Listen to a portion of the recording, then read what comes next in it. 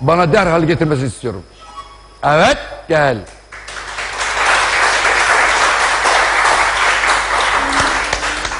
Sen nerelerdesin? Zonguldak, Devrek, Lilerin eski başkanı diyelim dersek daha doğru olur, değil mi? Başkan, hoş geldin, sefalar getirdin. Epeyden beri görüşmedik. Çok teşekkür ederim. Yine böyle güzel bir gecede, yine böyle bir güzel gecede bana böyle bir fırsat verdiniz. Ama ben şunu size söyleyeyim. Ne zaman vermedim ki? Evet, doğru. Her zaman. Şimdi hakkınız ödenmez. Canım. Ben her zaman sizi izliyorum. Ama maşallah gençleşiyorsunuz. Zaten Biz yaşlanıyoruz, siz gençleşiyorsunuz. 27'sine yeni bastın da ondan yani. Yakışır hocama. Şevket Doğan bizim hiçbir zaman vazgeçemeyeceğimiz Allah çok razı değerli bir abimiz. Sağ olun. Değerli büyüğümüzsünüz. Allah razı olsun. Tabii ki değeriniz, bizler gönlümüzdesiniz. Her zaman içinde böyle kalacaksınız. Allah razı olsun. Ben sizlere ve bizleri izleyen, ekranları başında bizi izleyen tüm seyircilerimize mübarek Ramazan bayramını kutluyorum. Herkese en derin sevgilerimi, saygılarımı sunuyorum.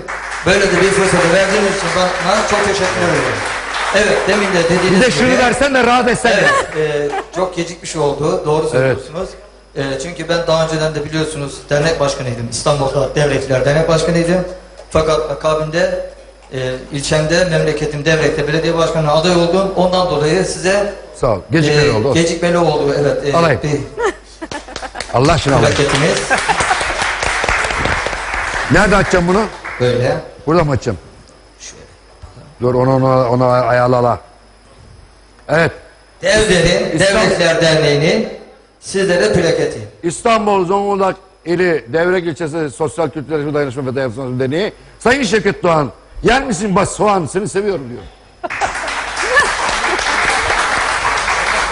Şevket abicim, müsaadenizle bir cümle daha söyleyip Abi ekranları terk edin. Abi gerisi parayla.